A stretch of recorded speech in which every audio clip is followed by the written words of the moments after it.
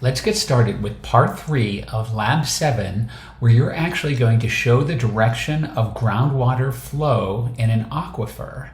And the thing that you need to do to do that and to draw these blue lines onto a map is first you need the water table contours. So you need contours showing the top of the aquifer, and then once you've mapped out the top of the aquifer, the groundwater tends to flow perpendicular to that at a right angle to the contours and continue on from values of higher water table elevation to lower water table elevation. So you can see these are all pointing towards this low here and pointing towards this low.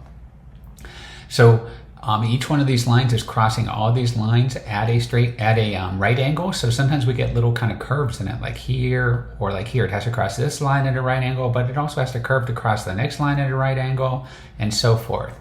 So you're going to draw these on a map. First, you're going to put the contours of the top of the water table on a map, and then you're going to draw these flow lines onto your map. So let's see what information you have to get started here.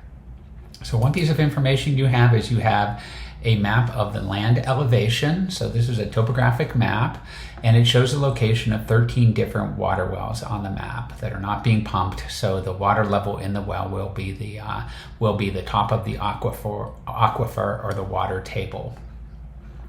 And you're also given information on how the depth to the water table, how far down in the well you would have to go from the surface in order to get to the water table. So let's take a look at one example here to fill it in. So well number 1 is on this contour here. We can see these contours are in feet, and we have a 200-foot index contour and a 300-foot index contour, 4 contours in between. That tells me the contour interval is 20 feet, and this contour is one below 300 feet, so that would be the 280 contour. So at well number 1, the land elevation is 280 feet. The depth to the water table is 135 feet. So that would mean that the water table is at an elevation of 145 feet. 280 minus 135 equals 145.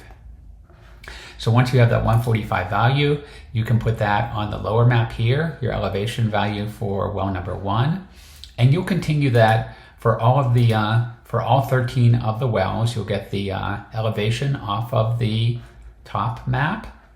You'll subtract away the depth to the water table, and you'll get on a water table elevation.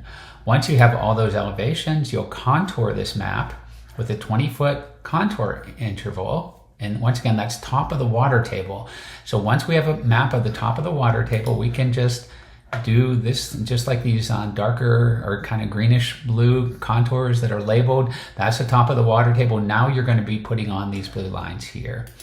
And just a couple of tips on this, right? I'm just going to draw on a couple of contours that have nothing to do with the data, but let's say in the end your contours end up looking like this and that. One kind of helper you have here, some people can just, take this and they can say, I know exactly what that water flow is going to look like. And over in this area here, it's going to come out like this.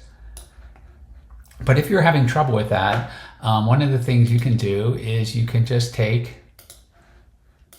this handy dandy little indicator here. It's just an arrow that has a base on it, so you can align it with the contours. I'm going to take it here. I'm going to align it with this contour right at that point there.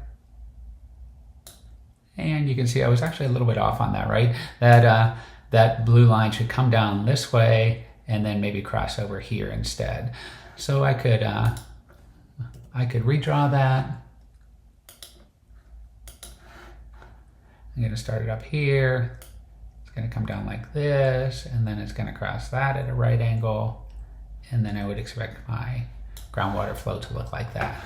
Your contours are going to look completely different. You have to put at least 3 arrows like this on your final map to show the direction of groundwater flow. And of course, they have to go from the high, let's say this is 150, or I'm sorry, 160, because it's a 20-foot contour interval, and this is 140. They have to go from higher values of contours like 160 here to lower values of contours like 140. So that's how you'll draw these groundwater flow lines onto your contoured map